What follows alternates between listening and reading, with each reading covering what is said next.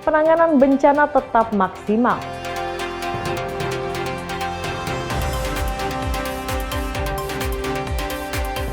Tanah bergerak, 630 jiwa tinggal di pengungsian.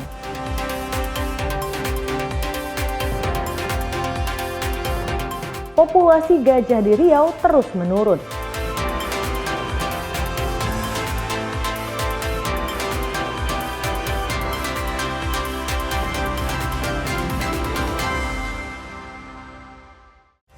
Assalamualaikum, selamat pagi saudara. Kompas Pagi hari ini hadir dengan beragam informasi penting dan menarik dari Sumatera bagian utara. Selain 3 sorotan tadi, sejumlah informasi lain akan kami sajikan dalam Kompas Pagi bersama saya Risa Rizkyanti. Inilah Kompas Pagi selengkapnya di Kompas TV, independen terpercaya.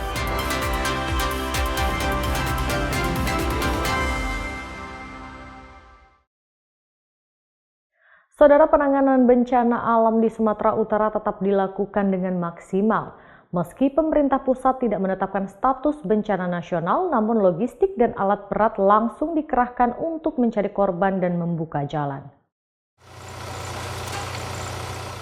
Menanggapi desakan penetapan bencana nasional terhadap banjir dan longsor di Pulau Sumatera, Gubernur Sumatera Utara menyatakan status tersebut tidak serta-merta akan mempercepat penanganan. Tanpa ditetapkan sebagai bencana nasional, sejak awal pemerintah pusat telah menyalurkan bantuan. Tidak hanya logistik, namun juga bantuan armada penyaluran bantuan berupa helikopter. 20 hari setelah bencana, masih terdapat 83 korban yang dinyatakan hilang di Sumatera Utara. Lambatnya pencarian disebabkan belum masuknya alat berat.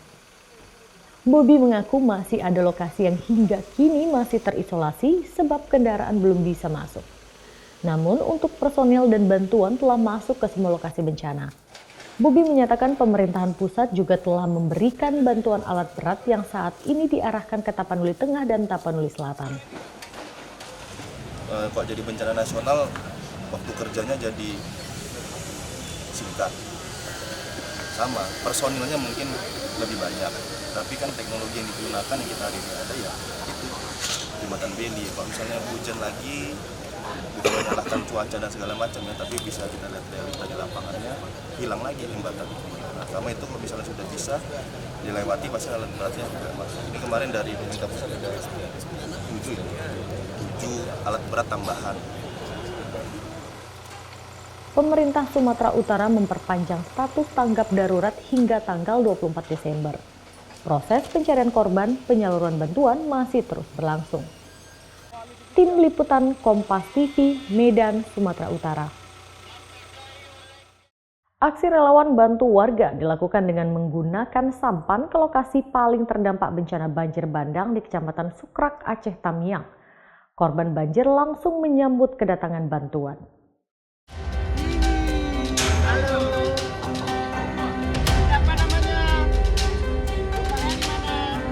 Salah satu desa terdampak parah terkena banjir bandang Aceh adalah Desa Sikumur, Kecamatan Sukrak, Aceh Tamiang. Desa ini sulit dijangkau dan harus menempuh perjalanan 1 jam dengan jarak 6 km menggunakan perahu kecil.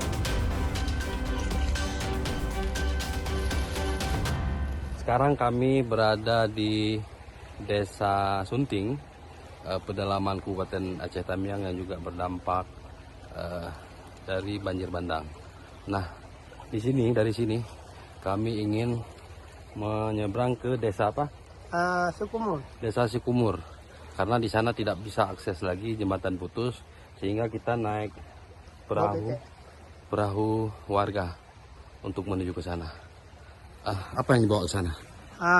Paket bantuan yang sudah kita paketkan dalam plastik.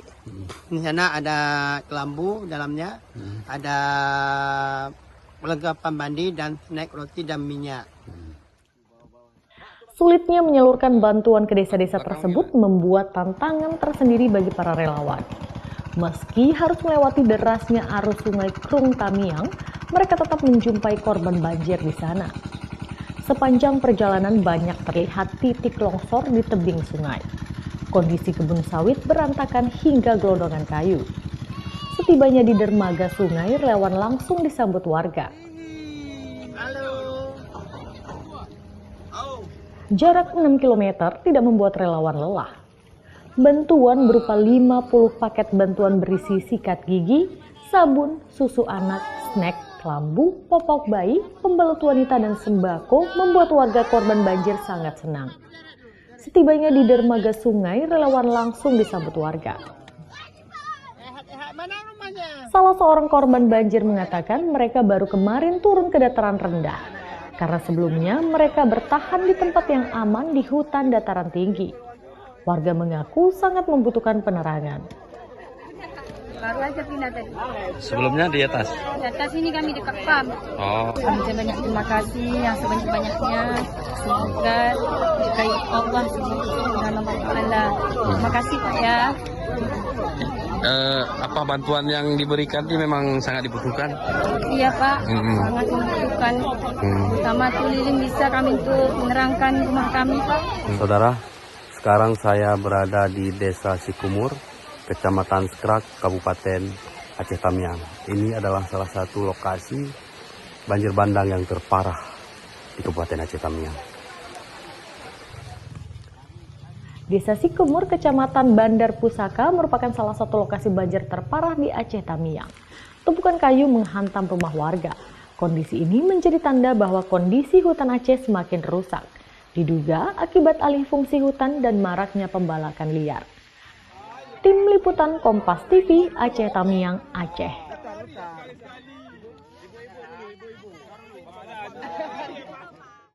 Ibu Divan Simangunsong, pemuda yang rela mengorbankan nyawa demi menyelamatkan keluarga dari tanah longsor di Kecamatan Pandan, Tapanuli Tengah, meminta bantuan anjing pelacak milik Polri untuk mencari jasad anaknya.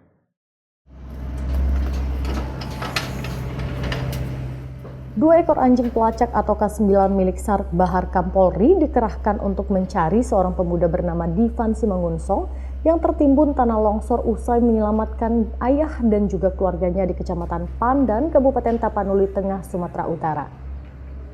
Ibu Divan Simangunsong, Duma Simanjuntak, mendatangi tim Sar K9 Bahar Kampolri dan meminta kepada petugas untuk mencari keberadaan anaknya. Sambil menangis, Duma Simanjuntak meminta kepada pemerintah agar mengerahkan alat berat untuk melakukan pencarian terhadap anaknya yang telah hilang selama 19 hari tersebut. Saya mohon alat yang perlu Bapak untuk mencari anak kami, agar jasad anak kami Divan dapat ditemukan, agar kami dapat membawanya, menempatkannya ke tempat yang terbaik. Sementara itu, Katim K9 Sar Bahar Kampolri Kompol Kadarman mengatakan, usai menerima laporan dari Ibunda Divan, petugas langsung melakukan pencarian dan menemukan titik lokasi yang diduga tempat Divan tertimbun. Namun, pencarian terkendala lantaran alat berat tidak ada di lokasi. Material tanah longsor tidak memungkinkan untuk digali secara manual. Kami K9 SAR dari Dispol Satwa Polres Barat Kampolri menurunkan 2 K9 dan mendapat laporan dari warga telah kehilangan putranya selama 19 hari di Kecamatan Pandan di Desa Matauli, Tapanuli Tengah, sehingga kami sudah menemukan satu titik, cuman kendala kami di alat berat. Divan Simangunsong tertimbun longsor setelah memilih menyelamatkan ayahnya yang sedang stroke dan keluarganya dari dalam rumah. Disitulah Divan tidak dapat menyelamatkan diri dan tertimbun tanah longsor. Tim Liputan Kompas TV, Pandan, Tapanuli Tengah, Sumatera Utara. Sebanyak 673 warga desa Tandihat, Tapanuli Selatan terpaksa mengungsi setelah rumah mereka rusak akibat fenomena tanah bergerak. Warga takut kerusakan tanah semakin meluas. Warga desa Tandihat, Kecamatan Angkola Selatan, Sumatera Utara memilih untuk meninggalkan rumah mereka setelah takut dengan kondisi tanah yang setiap saat bergerak.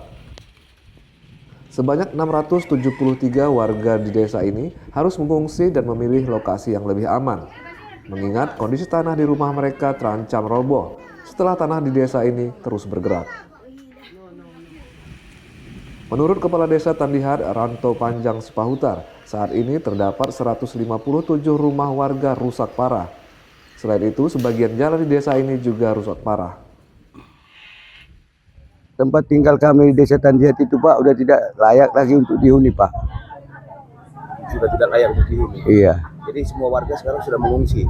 Sudah Pak. Tempat-tempat pengungsian di mana saja Pak?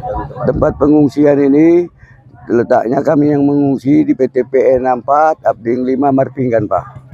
Harapan saya kepada pengungsi ini ya untuk macam mana lah Pak biar ada untuk tempat tinggal kami dan ke desa kami udah nggak bisa lagi untuk ditinggali Pak. Salah seorang pengungsi, Tioji Harap, meminta pemerintah segera membangun rumah dan merelokasi rumah yang terdampak bencana. Harapan Ibu untuk dibangun rumahnya dengan secepat mungkin. Ya. Ibu udah berapa lama di pengungsian ini, Bu? Udah 2 minggu lebih. Oke, apa aja Bu yang Ibu rasakan selama di pengungsian ini? Nggak tenang pikirannya, badannya semua nggak senang, pikirannya badannya pegal-pegal. Saat ini warga desa lebih memilih tinggal di pengungsian dan takut untuk kembali ke desa mereka akibat tanah yang setiap hari terus bergerak. Hairul Bazar, Kompas TV, Tapanuli Selatan, Sumatera Utara. Menteri Koordinator Bidang Politik dan Keamanan Djamari Caniago menyerahkan 1 unit kendaraan penjernih air dan menyalurkan bantuan kemanusiaan bagi korban bencana di Pidi Jaya dan Biren Aceh. Persoalan air bersih akan dituntaskan. Persoalan air bersih masih menjadi persoalan besar di lokasi bencana Aceh. Menteri Koordinator Bidang Politik dan Keamanan Jenderal TNI Purnawirawan Djamari Caniago menyerahkan langsung 1 unit kendaraan penjernih air kepada BNPB. Kendaraan ini untuk memenuhi kebutuhan air bersih masyarakat yang saat ini sangat membutuhkan. Hancurnya sebagian besar infrastruktur air bersih membuat warga kesulitan. Kendaraan penjernih air tersebut mampu mengolah air sungai menjadi air layak minum dan diprioritaskan untuk wilayah Pidi Jaya dan sekitarnya. Lihat bagaimana kesulitan masyarakat kita, kami dengan Pak Wali Kota, Pak Bupati, juga kita akan membantu sebisa mungkin. Persoalannya pasti semua punya keterbatasan. Wali Kota punya keterbatasan, Bapak Bupati punya keterbatasan, kita semua punya keterbatasan. Kalau kita bekerja bersama-sama, kita pasti bisa melakukannya. Selain memberikan bantuan alat penjernih air, Menko Polhukam juga meninjau wilayah Biren menggunakan helikopter di Desa Balipana, Kecamatan Juli. Menko Polhukam meninjau posko pengungsian dan menyerahkan bantuan pakaian layak pakai, alat ibadah, dan perlengkapan mandi. Bantuan juga diberikan dalam bentuk ratusan kilogram logistik makanan. Davi Abdullah, Kompas TV, Pidi Jaya, Aceh. Fenomena tanah bergerak, warga mengungsi. Saksikan usai jeda.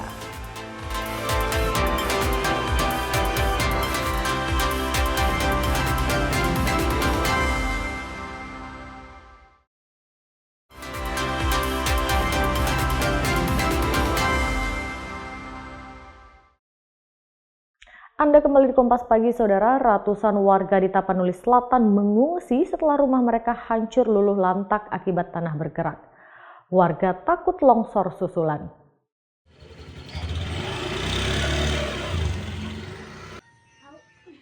Beginilah suasana pengungsian warga Desa Tandihat, Kecamatan Angkola Selatan, Tapanuli Selatan, Sumatera Utara pada Senin siang. Terdapat 630 jiwa dalam 186 kepala keluarga yang kini berada di pengungsian. Warga desa kini lebih memilih tinggal dalam pengungsian, enggan untuk kembali pulang ke desa mereka setelah kondisi tanah yang berangsur turun hingga kini.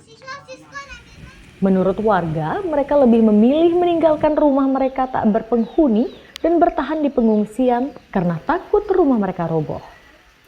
Warga berharap pemerintah dapat merelokasi pemukiman warga ke tempat yang lebih aman. Kalau dibilang soal makan sih alhamdulillah ada terus ya 3 kali sehari gitu lah ya makannya. Alhamdulillah ada, nggak kurang. Kalau kondisi rumah seperti apa, Bu? Udah rusak parah Pak. Udah rusak parah. Nggak bisa ditempatin lagi. Sama kampungnya juga kayak gitu. Udah hancur. Udah hancur. Itu kondisinya gimana sih? Masih terus turun sampai sekarang? Iya, atau? masih terus turun sambil goyang-goyang gitu katanya tanahnya juga. Oh, goyang-goyang gitu kan? Terus seandainya masih mau tinggal di kampung itu? Nggak berani lah Pak. Udah trauma terus lah. Nggak mungkin kita diam di situ sementara kampungnya udah rusak, udah hancur. Iya. Rumah kita juga udah nggak bisa ditempatin.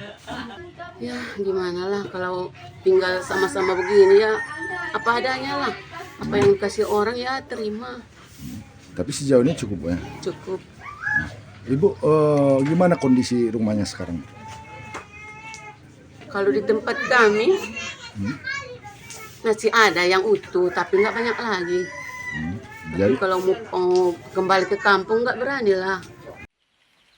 Selain merusak rumah warga, tanah bergerak ini juga merusak jalan desa yang retak parah dan tak bisa dilalui. Tercatat 637 jiwa dalam 186 kepala keluarga kini berada di pengungsian setelah rumah mereka rusak dan enggan kembali ke desa mereka. Tim Liputan Kompas TV, Tapanuli Selatan, Sumatera Utara. Polrestabes Medan menggelar prarekonstruksi kasus dugaan pembunuhan yang dilakukan seorang anak perempuan berusia 12 tahun kepada ibu kandungnya. Sebanyak 43 adegan diperagakan. Prarekonstruksi dilakukan secara tertutup di Jalan Dwi Kora Medan. Sejumlah polisi baik dari Satreskrim Polrestabes Medan maupun Polsek Sunggal terlihat berjaga di depan lokasi kejadian. Kapolres Tabes Medan Kombes Pol Jen Kelvin Simanjuntak turut menyaksikan proses prarekonstruksi ini. Menurut dia, ada 43 adegan diperagakan secara langsung oleh orang-orang yang ada di lokasi kejadian saat peristiwa tragis itu terjadi. Selama proses prarekonstruksi berjalan, sejumlah pihak yang berkaitan dengan pendampingan anak yang tengah berhadapan dengan hukum turut hadir termasuk psikolog anak. Prarekonstruksi ini merupakan gelaran kedua kalinya untuk mencari kepastian hukum. Terkait dengan kasus ini, polisi menyebut masih melakukan penyelidikan dan penyidikan sehingga belum dapat mengungkap tersangka dalam kasus ini. Polisi berharap media dan warga untuk bersabar menunggu proses penyidikan yang sedang berjalan hingga saat ini. Setidaknya ada 43 adegan yang tadi kita lakukan prarekonstruksi. Mudah-mudahan ini lebih menyempurnakan proses penyidikan dan proses penyelidikan lanjutan yang kami laksanakan. Ferry Irawan, Kompas TV, Medan, Sumatera Utara. Sesepuh tokoh dan ulama Nadlatul Ulama Sepulau Sumatera meminta konflik di tubuh PBNU segera islah. Polemik dinilai tidak boleh berlarut karena akan menimbulkan perpecahan para Nahdiyin. Polemik di tubuh pengurus besar Nadlatul Ulama PBNU dikhawatirkan akan menimbulkan ketegangan dan perpecahan jika tidak cepat dilakukan islah atau perdamaian. Menyikapi hal ini, tokoh sepuh ulama NU Sepulau Sumatera berkumpul di Pesantren Mawaridus Salam, Deli Serdang. Mereka membahas polemik pemecatan Ketua Umum Gus Yahya dan memberhentikan Sekjen PBNU. Salah satu tokoh NU dari Lampung, Raden Muhammad Soleh Bahjudi, menyayangkan karena belum adanya niat untuk islah. Padahal persoalan ini cukup dilakukan dengan perdamaian. Terkait dengan polemik yang ada, yang terjadi di pengurus besar Ulama hari ini, kalau saya sebagai salah satu ustaz di PBNU Lampung ini menganggapnya kok lucu gitu. Nah, lucu gimana? Katanya secara sepihak mereka tanpa rapat gabungan, tanpa ada apa? Iya, ini kan rapat Suriah, harian Suriah. Sebagai Rois Am memecat ketua umum. Kemudian ketua umum dalam rapat sepihak memberhentikan sekjen. Kemudian tadi ada keputusan bahwa yang namanya Khatib Am direposisi yang tadinya dari Kiai Said, siapa namanya Kiai Said digantikan oleh Dr. Muhammad Nur. Ini kan lucu gitu. Nah, maka apa yang terjadi hari ini kalau bisa sih islah, Tapi nampaknya kalau Islam kayaknya susah banget gitu. Sementara tokoh NU Jambi Solehudin Sorgawi Al-Kadri mengatakan antara ketua Suriah Tanfiziah yang berpolemik diharapkan dapat membuka hati. PBNU diminta agar melakukan islah apapun yang terjadi agar tidak berlarut-larut dan tidak terjadi perpecahan pada para nadiyin. Antara ketua Suriah dan ketua Tanfiziah, kami atas nama mewakili dari pihak pondok pesantren yang ada di Jambi tentunya mengharapkan kepada Allah Subhanahu wa taala, mudah-mudahan Allah membukakan hati dan pikiran kepada PBNU yang sedang terjadi konflik saat ini, melakukan islah. Apapun yang terjadi kita mengharapkan islah karena ini yang terbaik ya, supaya konflik ini tidak berlarut-larut dan memberikan dampak dan efek yang sangat luar biasa. Mengajak kepada seluruh PWNU dan PCNU se-Indonesia untuk mematuhi dawuh masyayikh NU dan senantiasa istighosah dan berdoa memohon kepada Pertemuan ulama, sepuh, masyayikh dan tokoh NU sepulau Sumatera ini dipimpin oleh Kiai Haji Abdul Hamid Ritonga dan tokoh ulama dari Aceh, Kabupaten Langkat, Tapanuli Selatan, Labuan Batu Utara, Palas, Jambi, Kepulauan Riau, Bangka Belitung, Sumatera Barat, Riau, dan Lampung. Penyelundupan 1.000 keping lebih kayu meranti gagal saat memasuki perairan Batam, Kepulauan Riau. Petugas patroli Bea Cukai Batam menangkap 4 orang pelaku. Penyelundupan 1.250 keping kayu balok ini dilakukan dengan kapal motor kayu KM Rasidin dari Tanjung Samak menuju Batam. Modus penyelundupan kayu hasil penebangan ilegal ini dilakukan dengan cara memalsukan dokumen pengangkutan tanpa adanya memiliki dokumen resmi kayu dari pihak instansi terkait. Pelaku menebang pohon yang ada di hutan kawasan kepulauan. Kayu kemudian dibakar, dipotong menjadi berkeping-keping, lalu diangkut dengan menggunakan kapal. Dari hasil penindakan itu, selain mengamankan barang bukti ribuan kayu balok, 4 orang pelaku ditangkap oleh petugas. Menurut keterangan Kepala Bea Cukai Batam, Zaki Firmansyah, banyaknya penebangan pohon tanpa izin, terutama di hutan-hutan yang berada di pulau, biasanya memicu bencana alam. Saat dilakukan pemeriksaan, para nahkoda awak kapal tidak menunjukkan dokumen resmi. Bahkan untuk mengelabui, modus para pelaku memalsukan dokumen. Saat kita lakukan pemeriksaan itu, komoditi yang diangkut adalah komoditi kayu. Ya, kami lihat kayunya adalah jenis meranti, ya, yang melihat dari dokumen bahwa barang ini berasal dari Tanjung Samak. Tanjung Samak ini Kabupaten Meranti, tujuannya ke Batam. Tim Liputan Kompas TV, Batam, Kepulauan Riau.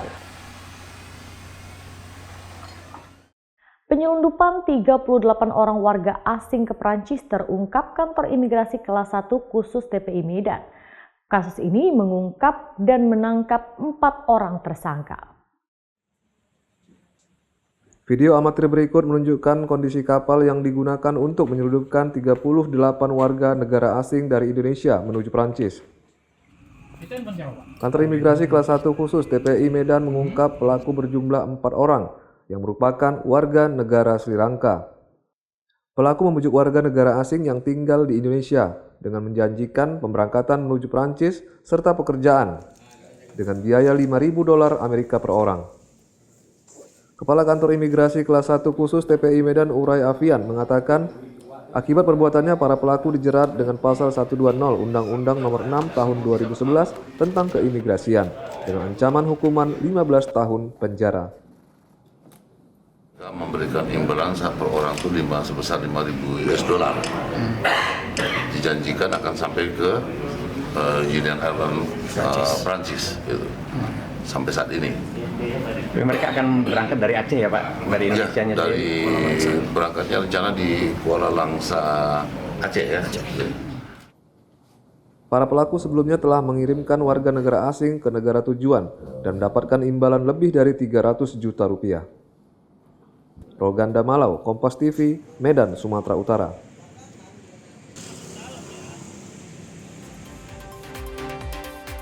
Populasi gajah menurun, saksikan usai jeda.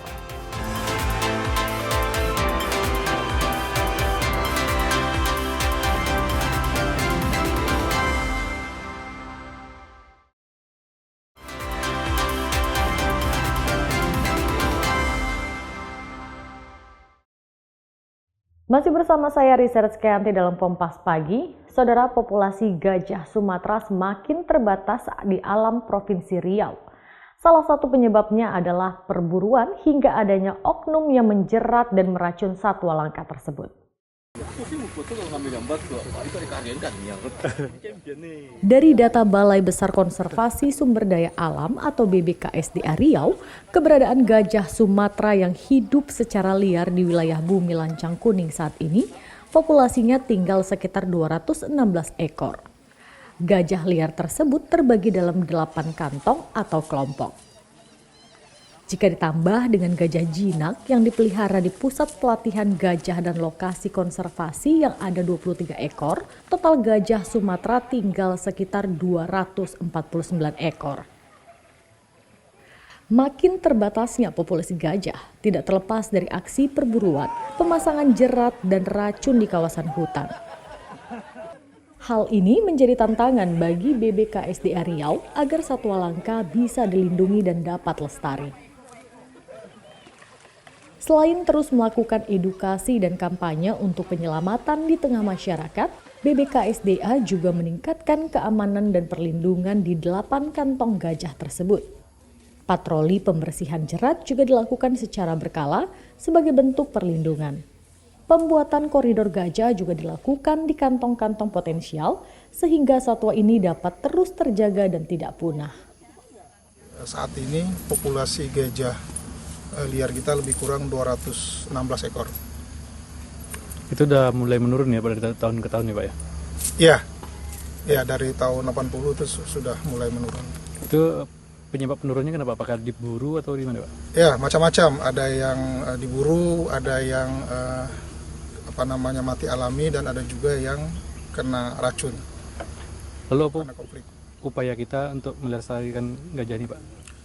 Ya jadi dari 8 kantong gajah yang jelas kita tetap akan mempertahankan habitat ya kantongnya. Jadi dengan pelindungan pengamanan. BBKSDA Riau turut memperhatikan banyaknya konflik antar gajah dengan masyarakat. Hal ini tidak terlepas dari wilayah jelajah satwa bertubuh besar tersebut yang habitatnya berubah menjadi perkebunan, area perumahan hingga permukiman. Untuk itu, masyarakat diminta agar tidak melakukan kekerasan yang berujung matinya satwa tersebut karena bisa terancam pidana. Warga diminta bisa hidup berdampingan dengan gajah agar satwa ini bisa lestari dan terus terjaga. Tim Liputan Kompas TV, Siak, Riau. Sebanyak 15 korban banjir bandang yang melanda 4 desa di Kecamatan Batang Toru, Tapanuli Selatan masih dirawat di puskesmas. Mayoritas pasien mengalami penyakit seperti infeksi saluran pernafasan, demam, dan juga gatal-gatal.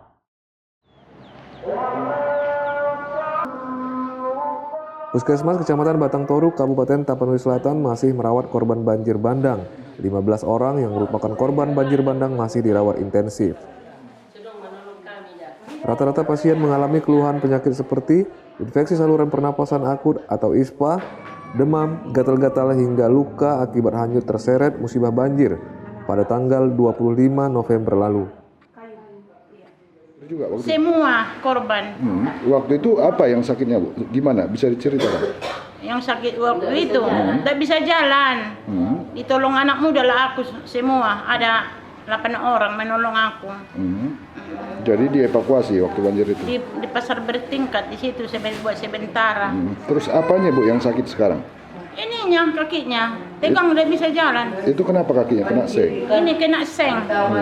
Kena seng. Sejauh ini udah seperti apa, Bu? Belum bisa juga? Belum bisa juga. Masih sakit. Tambah lagi penyakitnya, iya. Sementara Kepala Puskesmas Batang Toru, Elida Batubara, mengatakan pihaknya kini fokus pada penanganan pasien pasca banjir. Jika pasien tak tertangani di puskesmas, pihaknya akan merujuk pasien ke Rumah Sakit Umum Daerah Tapanuli Selatan.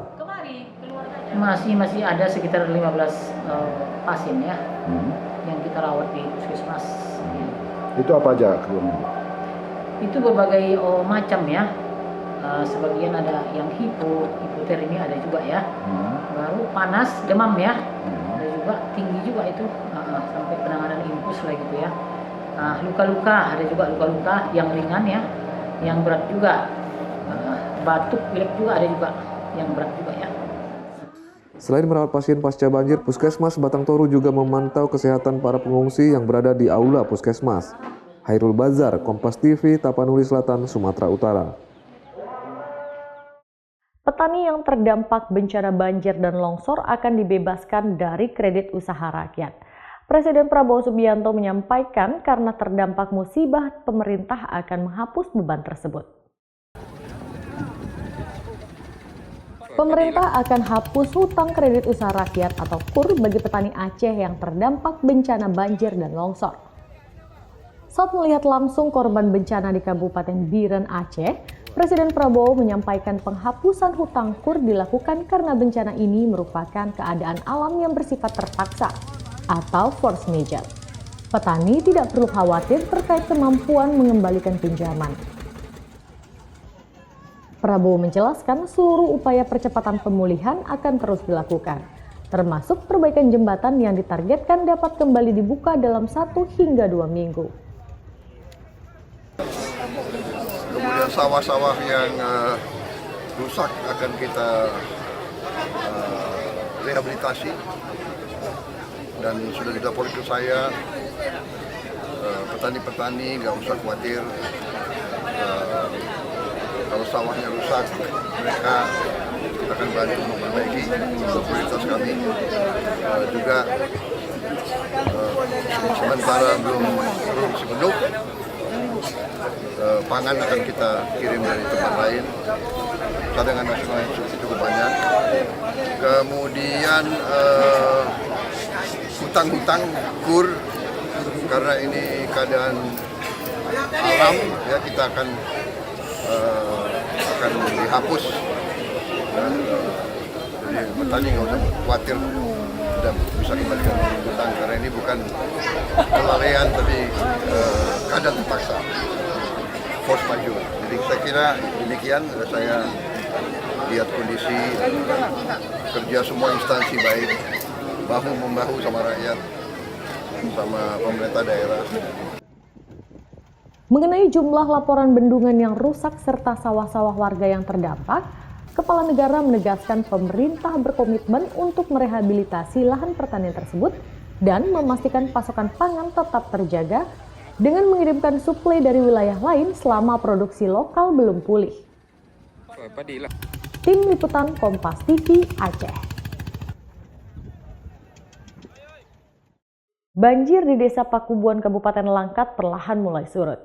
Namun belum semua pengungsi bisa pulang dikarenakan rumah masih tergenang. Ratusan rumah warga di Desa Pakubuan, Kecamatan Tanjung Pura masih terendam banjir hingga belasan hari. Warga desa untuk sementara mengungsi di atas tanggul dengan menggunakan tenda-tenda terpal. Selama lebih 10 hari korban banjir bertahan tanpa listrik dan sinyal telepon.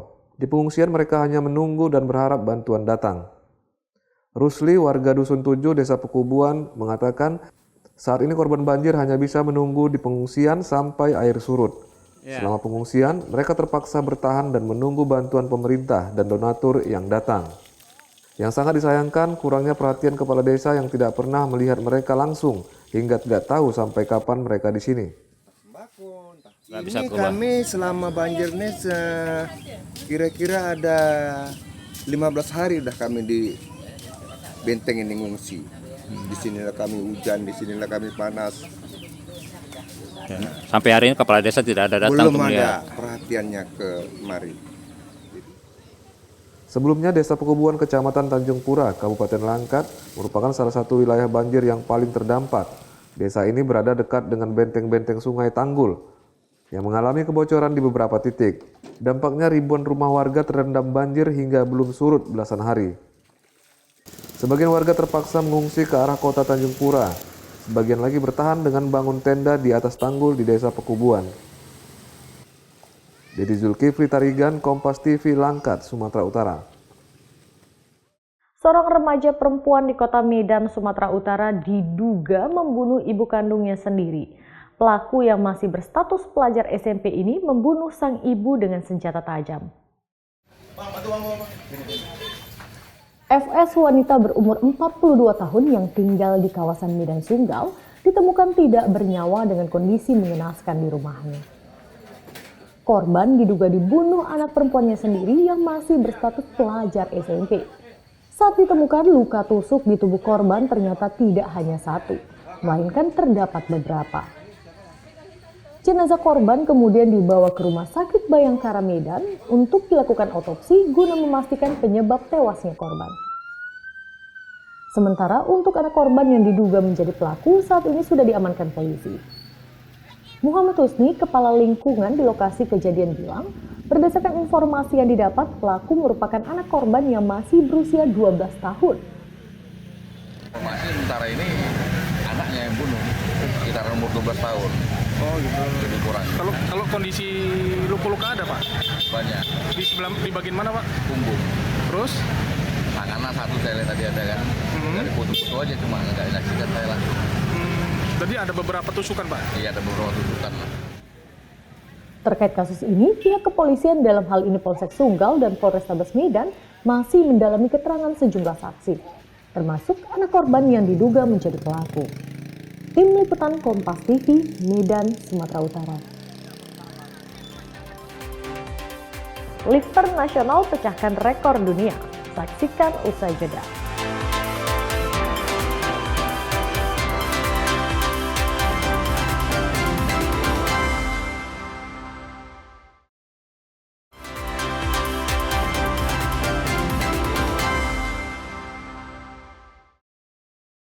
Anda kembali Kompas Pagi, Saudara. Tampilan heroik lifter nasional Rizky Juliansyah raih emas di SEA Games 2025 sekaligus pecahkan rekor dunia.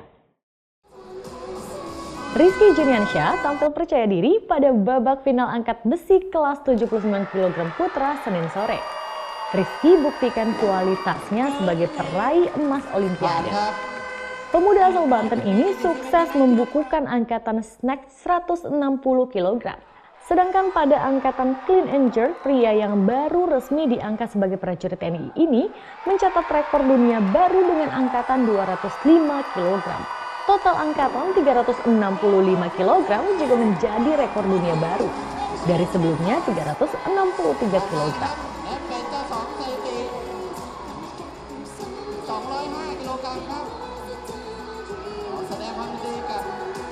Ini jadi emas kedua bagi kontingen angkatan besi Indonesia.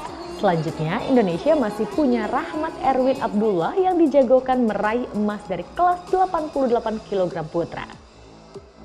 Tim Liputan Kompas TV.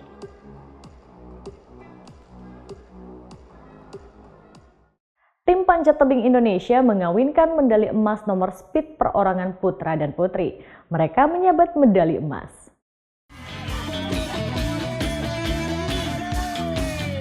Sementara tim panjat tebing Indonesia mengawinkan medali emas nomor speed perorangan putra dan putri.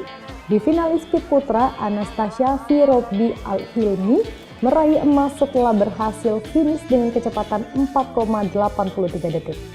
Di final speed putri, Puja Lestari menyabet emas lewat catatan waktu 7,33 detik. Total dalam 2 hari penyelenggaraan SEA Games 2025, tim panjat tebing Indonesia telah meraih 4 medali emas. 2 medali emas sebelumnya diraih di nomor lead putra dan lead putri. Indonesia kembali menambah perolehan medali emas di ajang SEA Games 2025. 2 medali emas datang dari cabang olahraga bulu tangkis. Tambahan emas diberikan tunggal putra Alfie Farhan setelah sukses memenangkan All Indonesia final melawan Zaki Ubaidillah dengan 3 set. 12-21, 21-8, dan 21-12. Sementara 1 medali emas lagi diraih ganda putra Indonesia Sabar Gutama dengan Reza Pahlevi. Sementara 1 medali emas lagi diraih ganda putra Indonesia Sabar Utama dengan Reza Pahlevi. Usai mendudukkan ganda putra Malaysia Aaron Chia dan Soh Woi 2 set langsung 21-14 dan 21-17. Penanganan bencana tetap maksimal, saksikan usai jeda.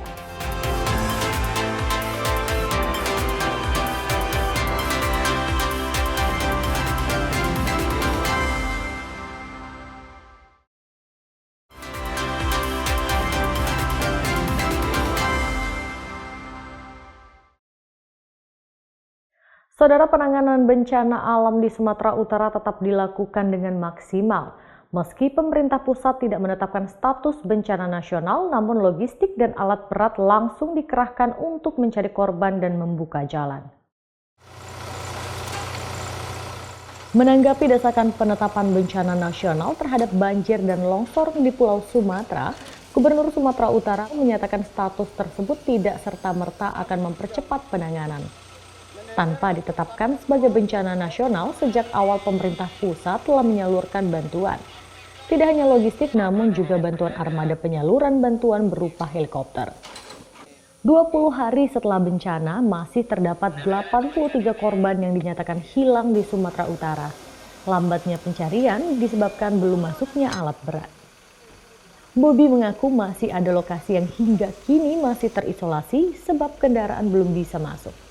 Namun untuk personil dan bantuan telah masuk ke semua lokasi bencana. Bobi menyatakan pemerintahan pusat juga telah memberikan bantuan alat berat yang saat ini diarahkan ke Tapanuli Tengah dan Tapanuli Selatan. Kok jadi bencana nasional, waktu kerjanya jadi singkat. Sama, personilnya mungkin lebih banyak. Tapi kan teknologi yang digunakan yang kita hari ini ada ya itu jembatan Beli. Kalau misalnya hujan lagi, bukan menyalahkan cuaca dan segala macam ya, tapi bisa kita lihat realita di lapangannya, hilang lagi jembatan. Nah, sama itu kalau misalnya sudah bisa dilewati pasti alat beratnya juga masuk. Ini kemarin dari pemerintah pusat ada 7 alat berat tambahan. Pemerintah Sumatera Utara memperpanjang status tanggap darurat hingga tanggal 24 Desember. Proses pencarian korban, penyaluran bantuan masih terus berlangsung. Tim Liputan Kompas TV, Medan, Sumatera Utara. Aksi relawan bantu warga dilakukan dengan menggunakan sampan ke lokasi paling terdampak bencana banjir bandang di Kecamatan Sukrak, Aceh Tamiang. Korban banjir langsung menyambut kedatangan bantuan.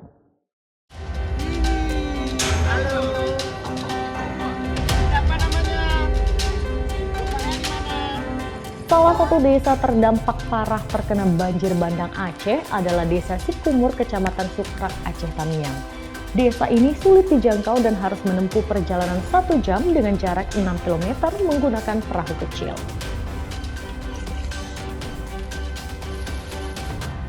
Sekarang kami berada di Desa Sunting, pedalaman Kabupaten Aceh Tamiang yang juga berdampak dari banjir bandang.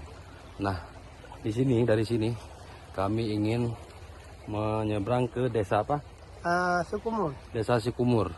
Karena di sana tidak bisa akses lagi, jembatan putus, sehingga kita naik perahu warga untuk menuju ke sana. Apa yang dibawa ke sana? Paket bantuan yang sudah kita paketkan dalam plastik. Di sana ada kelambu dalamnya, ada perlengkapan mandi dan snack roti dan minyak. Sulitnya menyalurkan bantuan ke desa-desa tersebut membuat tantangan tersendiri bagi para relawan. Meski harus melewati derasnya arus sungai Krung Tamiang, mereka tetap menjumpai korban banjir di sana. Sepanjang perjalanan banyak terlihat titik longsor di tebing sungai. Kondisi kebun sawit berantakan hingga gelondongan kayu. Setibanya di dermaga sungai, relawan langsung disambut warga. Jarak 6 km tidak membuat relawan lelah.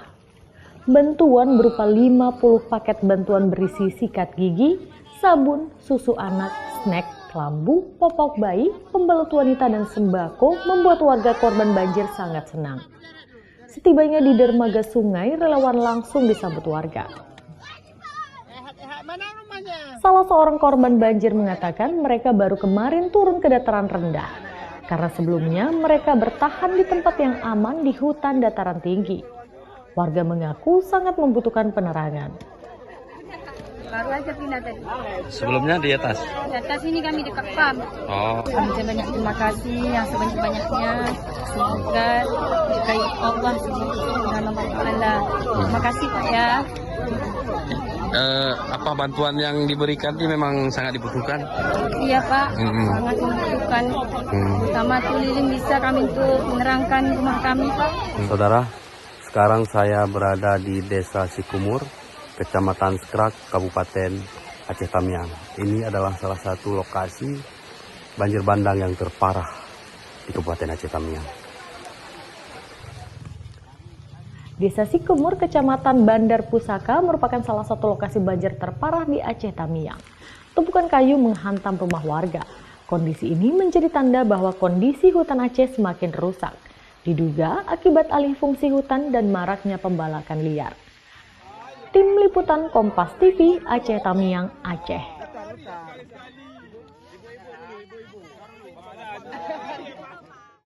Ibu Divan Simangunsong, pemuda yang rela mengorbankan nyawa demi menyelamatkan keluarga dari tanah longsor di Kecamatan Pandan, Tapanuli Tengah, meminta bantuan anjing pelacak milik Polri untuk mencari jasad anaknya.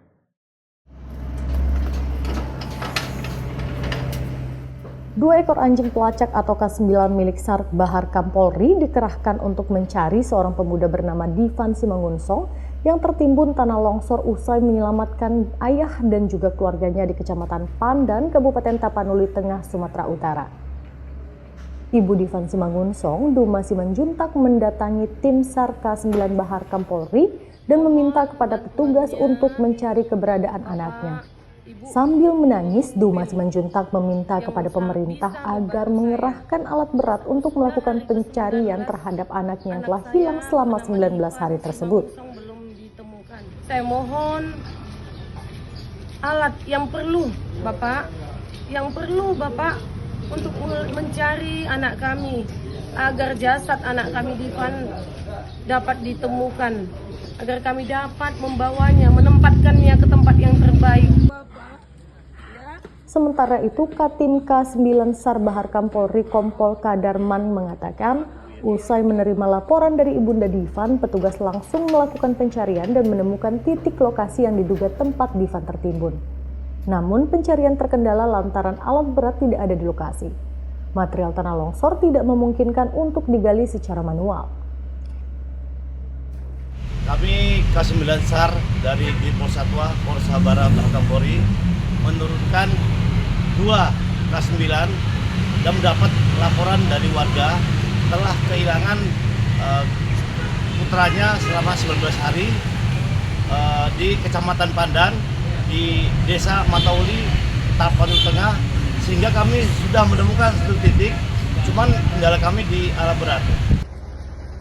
Divan Simangunsong tertimbun longsor setelah memilih menyelamatkan ayahnya yang sedang stroke dan keluarganya dari dalam rumah.